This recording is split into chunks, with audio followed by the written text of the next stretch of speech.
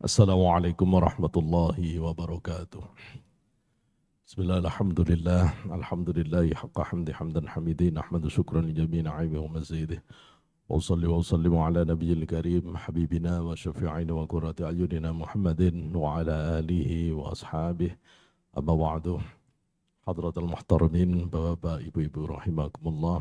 Alhamdulillah, pada kesempatan ini kita kembali bisa melanjutkan kajian kita di kajian akhlak tasawuf, yang kesempatan ini kita akan mengkaji persoalan khawatir lintasan-lintasan batin.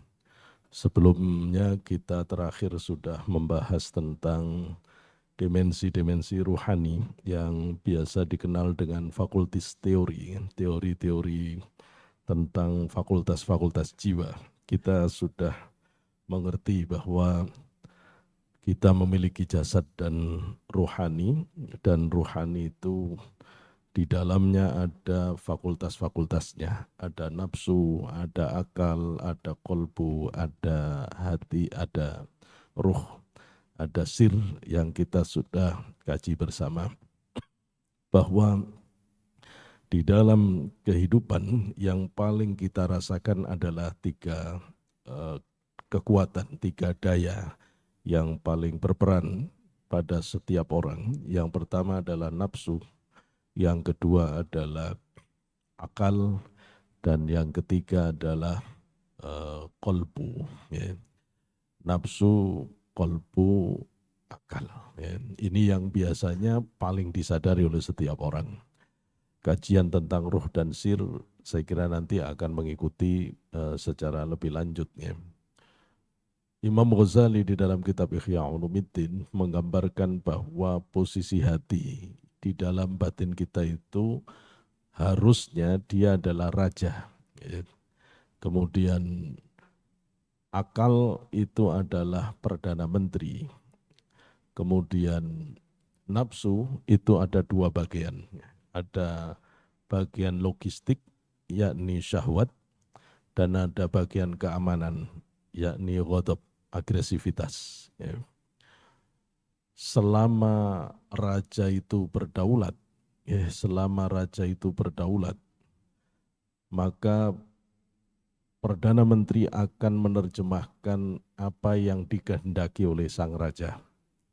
Dan Perdana Menteri akan membimbing, mengarahkan, mengatur bagian logistik dan keamanan, maka terciptalah negara yang makmur. Apabila hati di dalam batin orang itu berdaulat, akal senantiasa menerjemahkan apa yang diinginkan oleh hati. Kemudian nafsu syahwat dibimbing oleh akal yang tercerahkan oleh nurani, emosi juga dikontrol oleh akal yang tercerahkan oleh nurani, maka orang yang semacam ini adalah orang yang tentram, orang yang mutmainnah. Menjadi persoalan apabila hati tidak berkuasa. Ketika raja tidak berdaulat, maka Perdana Menteri akan menuruti kehendak bagian logistik syahwat dan akan mengikuti emosi, bagian keamanan.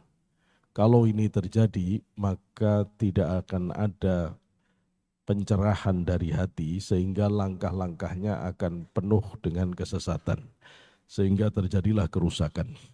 Apabila hati orang itu tidak diterangi oleh nur Allah, akal kemudian hanya memperturutkan hawa nafsu dan emosi, maka yang terjadi adalah keburukan dan keburukan. Kemudian ini merujuk kepada apa yang dijelaskan oleh Imam Tirmidzi yang dikutip oleh Imam Ghazali, hadis Rasulullah yang menyatakan bahwa fil qalbi lammatani, lammatun minal malak ya'adu bil khair wa tasdiqum bil haq wa mawajada dhalik falyahmadillah, wa lammatun min adu ya'adu bil syarr wa taqdhibum fil haq wa mawajada dhalik falyasta'id billah minasyaitanir rajim. Summa talaqallahu ta'ala asyaitanu ya'idukumul faqr wa ya'murukum bil fahsya, rawahu Tirmidzi au kama qala wa sahahahu Albani. bahwasanya Rasul menjelaskan di dalam hadis riwayat Imam Tirmidzi, di dalam hati kita itu ada dua lintasan, ada dua lamah, juga bermakna tempat mangkal. Di hati kita ini ada dua tempat mangkal, yang satu itu tempat mangkalnya malaikat, yang satu lagi tempat mangkalnya setan.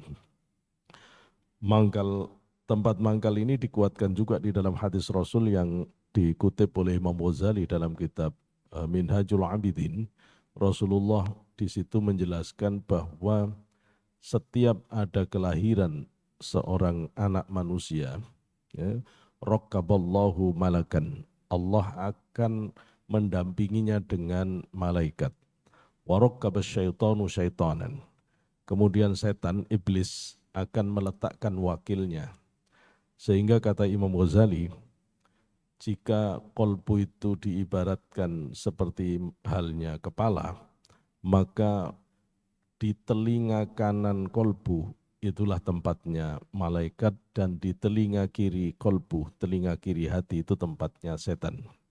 Malaikat yang mendampingi kita sejak lahir itu namanya malaikat mulhim. Sedangkan bisikan malaikat itu disebut ilham. Sedangkan setan yang mendampingi kita sejak kecil itu namanya setan waswasah. Setan waswasah inilah yang kemudian tukang memberi waswas, ya, pikiran-pikiran negatif yang ada di dalam diri kita. Maka kita kemudian mempertanyakan bagaimana orang bisa mengenali bahwa ini dari setan, ini dari malaikat. Di hadis tadi sudah dijelaskan, apabila janjinya adalah kebaikan, i'adum bil khair, wa tasdiqum bil haq, dan membenarkan kebenaran Quran hadis sesuai dengan Quran hadis, maka itu ciri dia adalah ilham dari malaikat.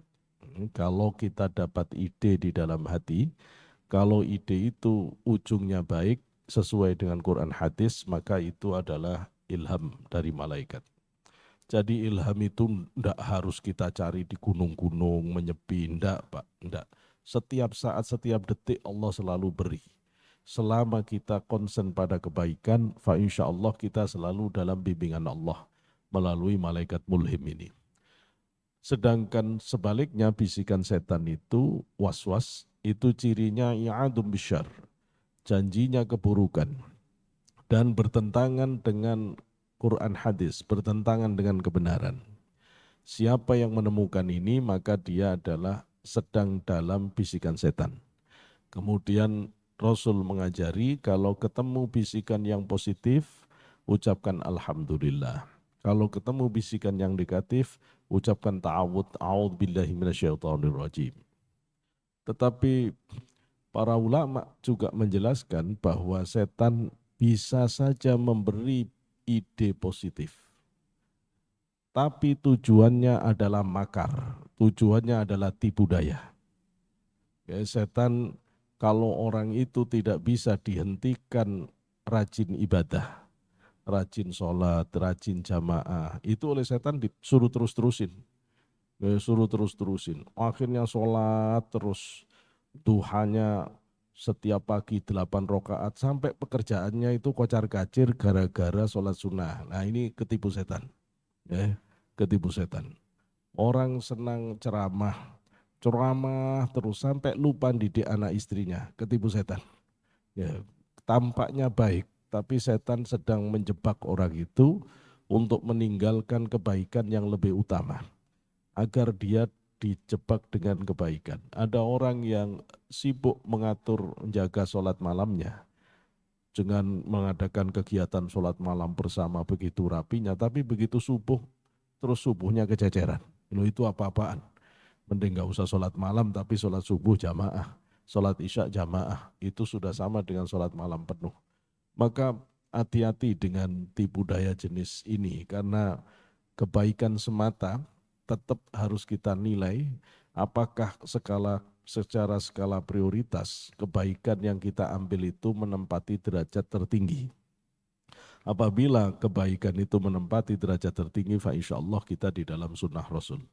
Tapi kalau kebaikan itu sebenarnya adalah kebaikan yang menempati derajat rendah, maka tetap kita ambil karena di situ ada nafsu yang mendapatkan bagian karena ada popularitas dan lain-lain, maka sesungguhnya itu adalah jenis tipu daya setan. Insyaallah kita nanti akan perdalam tentang khusus bab setan dan tipu daya serta cara menghadapi tipu daya setan.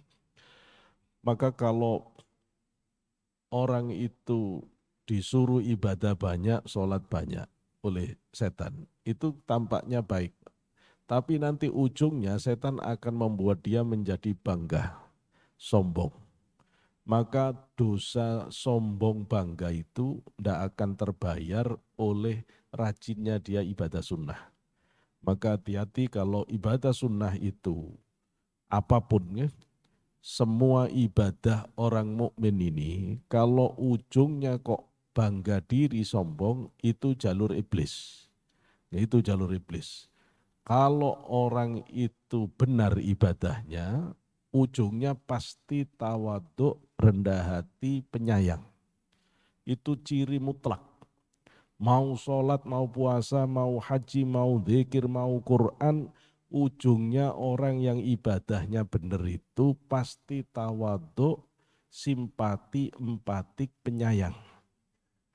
Tapi kalau ujungnya terus jadi bangga diri, ngerasa paling suci, ngerasa paling benar, itu iblis Pak. Meskipun dia jubahan, meskipun dia surbanan, tetap itu jalur iblis. Itu jalur iblis. Jadi kita bisa ukur lurusnya batin itu dari ketawaduan dan kasih sayang. Panjenengan bisa cek semua sahabat didikan Rasul, orangnya penyayang, orangnya dermawan, orangnya simpati empatik, ya, dan orangnya semua tawaduk, ya, semua tawaduk. Nah karena itu ini bisa jadi ukuran. Kemudian kita akan membahas bagaimana kalau orang itu terinfiltrasi oleh keburukan. Imam Ghazali menjelaskan bahwa kalau orang itu masuk ide buruk, maka akan ada 3 level dari bisikan keburukan itu. Yang pertama disebut al-khotir. Khotir atau disebut hadisun nafsi. Yang pertama disebut hadisun nafsi. Yang kedua disebut ma'ilut tobi'i. Yang ketiga disebut i'tiqad. Yang keempat disebut hambin niyat wal qasad. Apabila ada ide buruk di dalam hati kita, dan ide buruk ini sekedar ada, tidak ada muatan nafsu, ya, maka ini namanya hadisun nafas. Ya, hadisun nafas. Semua kita diuji ini oleh Allah. Ide buruk itu kadang datang dari Allah. Ya. Fa'alhamaha fujuraha wa taqwaha. Allah itu memberi ide positif, kadang ide yang negatif. Apa cirinya kalau ide negatif itu dari Allah? Kalau ide negatif itu dari Allah, itu cirinya ditunjukkan akibatnya. Di hati kita itu, kita misalnya digoda di depan ada uang, terus di hati kita ada ide korupsi. Tapi kok tergambar langsung ini nanti kalau ketemu, ketangkep KPK, ketangkep polisi, penjara, anak saya berantakan, reputasi saya hancur. Berarti ini sebenarnya ide negatif yang Allah berikan untuk menguji kita. Dan biasanya orang itu akan kuat menghindar. Ya. Tapi kalau sampai ide itu tidak kelihatan akibatnya, cuma kelihatan senengnya saja.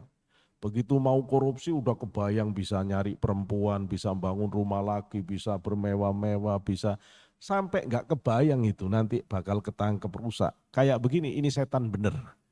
Ya, jadi ide negatif yang dari setan itu ndak ada dampaknya, itu ndak kelihatan. Karena orang udah ketutup oleh nafsunya, sehingga dia ndak tahu. Tapi kalau itu ide negatif dari Allah untuk menguji, Allah adil. Pasti Allah berikan dampaknya. Dan itu nanti membuat orang itu tidak berani sehingga dia minta ampunan ke Allah, terus minta penjagaan ke Allah. Efeknya dia akan merasa diri lemah dan dia akan merasa butuh pertolongan Allah. Nah, ini sebenarnya yang dikehendaki Allah dengan diuji seperti itu. Tapi kalau ide seperti ini belum diambil oleh nafsu, namanya hadisun nafas. Ya, itu biasa. Semua orang punya. Semua orang punya. Setan itu Pak tidak akan pernah berhenti membisikkan keburukan, sekalipun berjuta-juta kali bisikan itu diberikan dan kita tidak mengambilnya. Tapi setan tidak peduli. Jangan-jangan yang sekarang diambil gitu. Sehingga dia tetap akan bisikkan terus. Makanya kadang-kadang kalau kita rasakan di dalam hati, kadang-kadang kita itu ya bingung, ini apa pikiranku kok gini. Wong saya itu tidak punya pikiran aneh-aneh, kok ada saja. Ya itu namanya hadisun nafas. Tapi kalau nafsu mulai numpangi membenarkan bisikan ini, nah itu namanya sudah mulai ada penguatan di dalam bisikan. Ini namanya ma'ilut tobi'i. Begitu kita digoda, waktu makan suruh ngelihat sebelah ada perempuan cantik, auratnya terbuka. Nah kalau kita masih tidak ketarik nafsu, itu namanya hadisun nafas. Tapi kalau namanya laki-laki Pak, ya mesti aja ketarik. Nah itu namanya ma'ilut tobi'i, kecenderungan alamiah. Semua orang ya pasti begitu Pak. Nah ini sudah nafsu membenarkan. Nafsu membenarkan. Kalau nafsu mulai ikut, ini sudah stadium kedua, level 2 Bapak. Oke. Kalau akal mulai menyetujui, itu namanya itikot. Akal udah mulai menyetujui. Ya kapan lagi mumpung masih muda. Kalau dosa begini kan bisa ditobati, toh tidak apa-apa, cuma ngelihat doang. Nah ini sudah mulai, setan mulai. Ya. Ada ide mau korupsi, pertamanya di dalam hati kita disuruh korupsi. Nafsu terus membenarkan, akal mulai membuat rancangannya. Nah ini sudah itikot. Ini itikot. Kalau ini sampai menguat, sudah bulat niatnya, maka itu namanya hambin niat wal qasad. Kalau sudah hambin niat wal qasad Pak, sudah tidak bisa dihentikan, pasti terjadi. Semua dosa itu melalui tahapan ini. Tidak ada orang yang bunuh diri, tiba-tiba ketemu pisau langsung bunuh diri, itu tidak ada. Tidak ada. Pasti awalnya cuma lintasan batin, bisikan setan. Terus lama-lama dia mikir susah, kena pinjol, kena judi online, bingung. Ya, bingung akhirnya terus nafsunya mikir-mikir. Ya juga ya, akal merancang. Daripada susah-susah ngindari tagihan, wis bunuh diri aja. Akhirnya dia putuskan bunuh diri. Jadi ada waktu di mana orang itu untuk sampai pada hambin niat wal qasad. Tentu memang beda-beda. Ada yang dalam waktu detik, menit, hari, bahkan bisa tahun ya, ketika orang ini di dalam pergerakan dari hadisun nafas sampai dengan hambin niat wal qasad. Kalau orang itu sudah melakukan keburukan, maka orang buruk itu kata Imam Ghazali ada 4 levelnya di dalam kitab Ihya Ulumuddin. Ya. Yang pertama orang buruk level al-jahil, orang bodoh. Yang kedua disebut al-jahil waddol, bodoh sesat. Ya, bodoh sesat. Yang ketiga al-jahil waddol wal fasik, bodoh sesat rusak. Rusak. Yang keempat disebut al-jahil, waddal, wal fasik, wasyarir. Bodoh, sesat, rusak, syarir, ahlinya keburukan. Ini stadium 1, stadium 3, stadium 2, stadium 3, stadium 4. Ruhani itu bisa dicek begini Pak, kita bisa meriksa sendiri. Ya, kita ini kalau keburukan dalam perbuatan X itu di derajat mana? Kita bisa meriksa sendiri. Dan kita bisa ngelihat orang ini keburukannya di level mana. Sehingga nanti kita ngobatinya bagaimana. Itu beda-beda.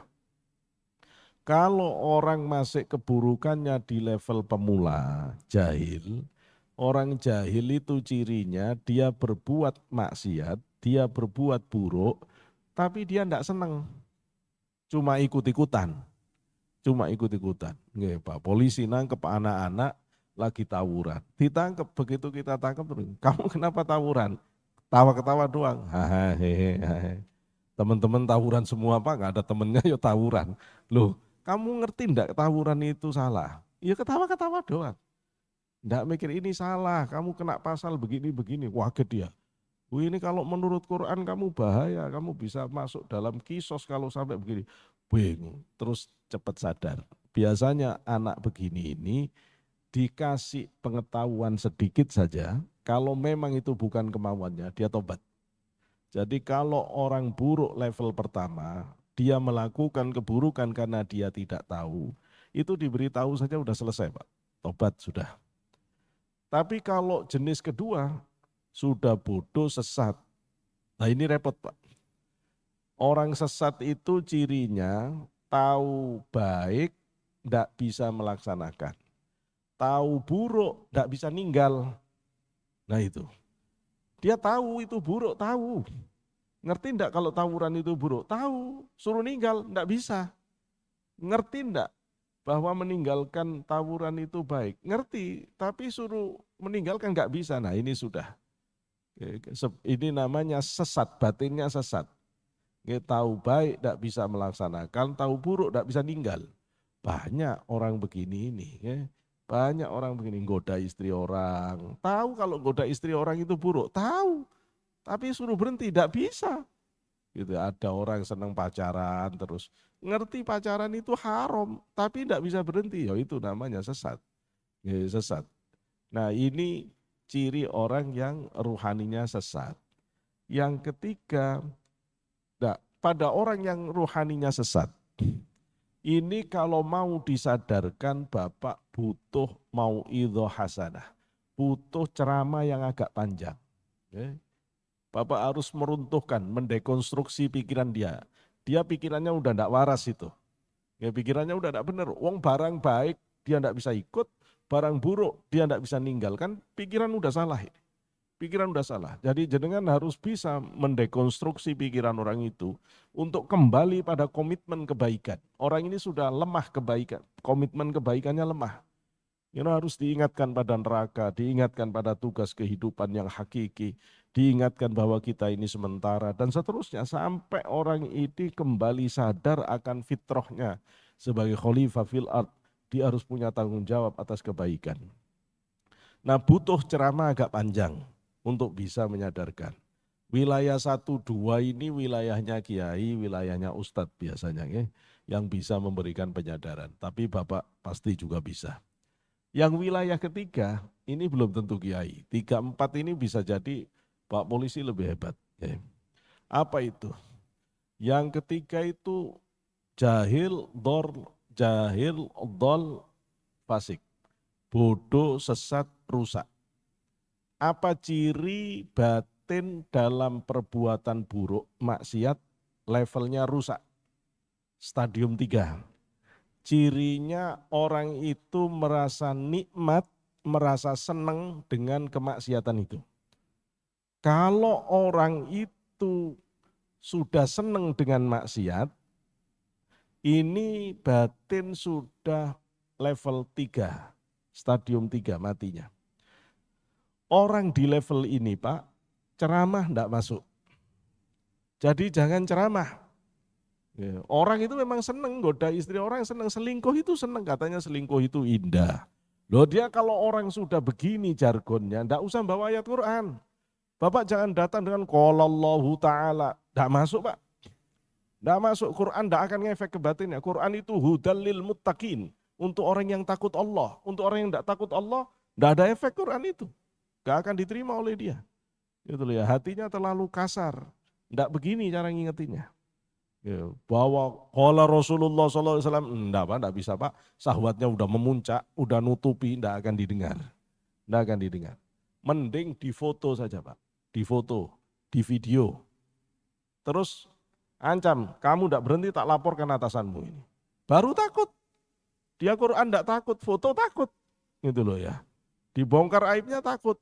Jadi ada teknis menghentikan maksiat di level ketiga ini sudah bukan dengan Quran hadis. Ya, tetapi dengan hal-hal yang lebih praktis, untuk bisa menghentikan kemaksiatannya ini. Ya, kalau dia korupsi, maka harus disadap korupsinya itu, kemudian berkasnya itu diberitahukan. Kalau memang masih kecil, kamu melanjutkan tak bongkar semua aibmu. Maka kalau begini baru berhenti. Kalau tidak, enggak. Tapi berhenti saja, enggak bisa Pak. Yang level kedua saja, kalau orangnya tobat, itu sudah enggak bisa dibiarkan memperbaiki diri sendiri. Harus didampingi. Apalagi level ketiga.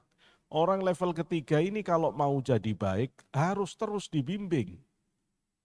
Ruhaninya itu sampai pada destruksi yang lemah. Ruhaninya hancur itu. Hancur karena dia sudah menikmati hal negatif, itu kan parah Pak. Wong ruh kita itu diciptakan untuk menikmati ketaatan ke Allah. Kok ini sampai bisa menikmati maksiat? Ini roh sudah salah arahnya, udah kebablasan.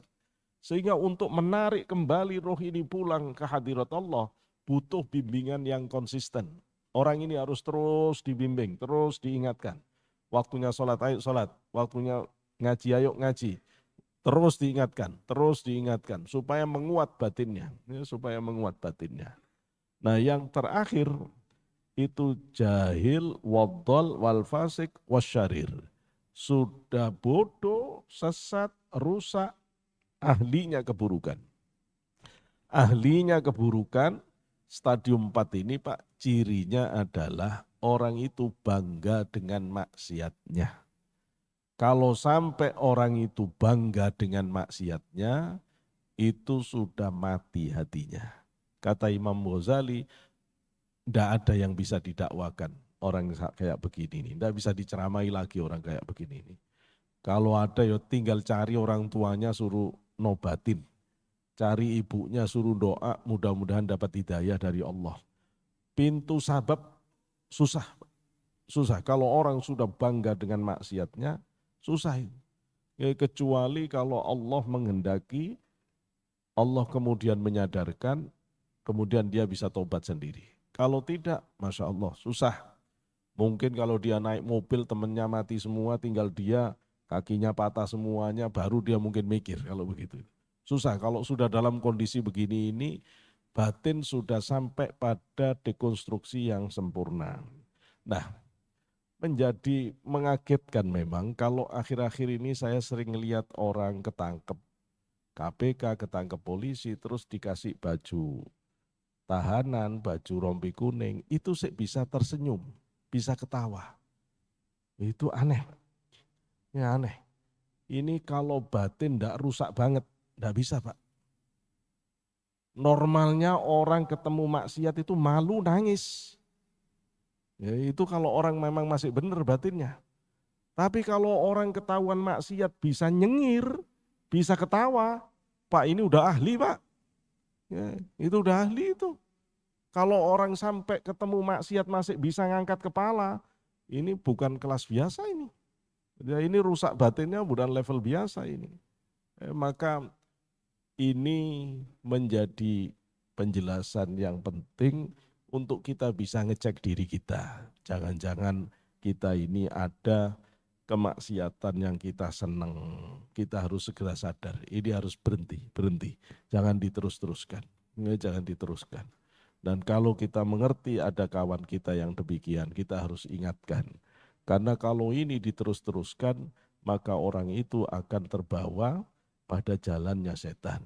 Dia tidak akan bisa lagi merasakan nikmatnya batin yang menuju ke hadirat Allah.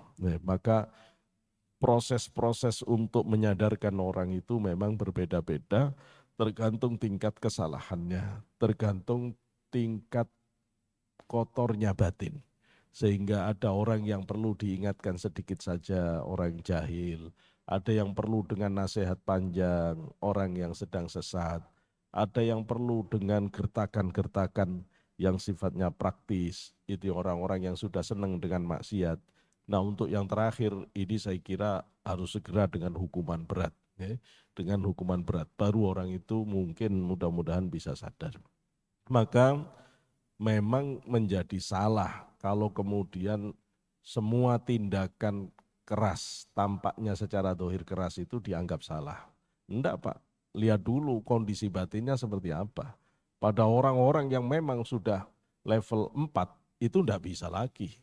Dengan kelembutan enggak akan bisa balik. Makanya di dalam hukum Islam itu sampai ada rajam, sampai ada potong tangan. Ya karena memang derajat keburukan yang terjadi di dalam batin orang ini sudah sampai pada level yang tidak mungkin lagi disadarkan kecuali dengan dihadapkan kepada hukuman-hukuman yang semacam itu. Pak, insya Allah kita akan membicarakan ini lebih detail lagi nanti di dalam pembahasan-pembahasan selanjutnya. Insya Allah pada kajian berikutnya kita akan coba masuk lebih detail tentang persoalan-persoalan nafsu, apa itu syahwat, bagaimana karakternya, kemudian nanti kita masuk bagaimana itu akal, bagaimana itu kolbu, sampai detail-detailnya baru kita akan masuk dalam mujahadah dan riyadhah, bagaimana cara membersihkan batin dari kotoran-kotoran nafsu, kotoran-kotoran bisikan setan dan seterusnya. Saya kira ini karena keterbatasan waktu kita, mudah-mudahan Allah menjadikan ilmu yang manfaat, mudah-mudahan kita senantiasa dibimbing oleh Allah dengan terus mengikuti malaikat mulhim, mengikuti hidayah Allah yang diajarkan oleh para utusannya, para rasul, para aulia, dan para malaikatnya, dan kita selalu bisa menghalau setiap bisikan-bisikan buruk yang ada di dalam diri kita, dan bisa menghindar dari segala keburukan yang ada di sekitar kita. Ala dini wa kulli natin sahli wa ala hadratin Nabi Muhammad SAW. Al-Fatihah. A'udzu bisyaitonir rajim. Bismillahirrahmanirrahim. Alhamdulillahirabbil alamin. Arrahmanirrahim. Yaumiddin. Nasta'in. حمد يوافي نعمه يكفي مزيدا ربنا لك الحمد كما ينبغي لجلالك الكريم وعظيم سلطانك اللهم صل على سيدنا محمد وعلى سيدنا محمد الحمد لله رب العالمين اللهم انفعنا بما علمتنا وعلمنا لم ينفعنا واجعلنا من المخلصين وزدنا علما نافعا وعملا متقبلا ورزقا حلالا طيبا مباركا وصحيح جسادنا سلمنا من كل بلاء ومصيبة وسوء القضاء والأمراض والأسقام ربنا آتنا في الدنيا حسنة في الآخرة حسنة وقنا عذاب النار سبحان ربك رب العزة عما يصفون وسلام على المرسلين والحمد لله رب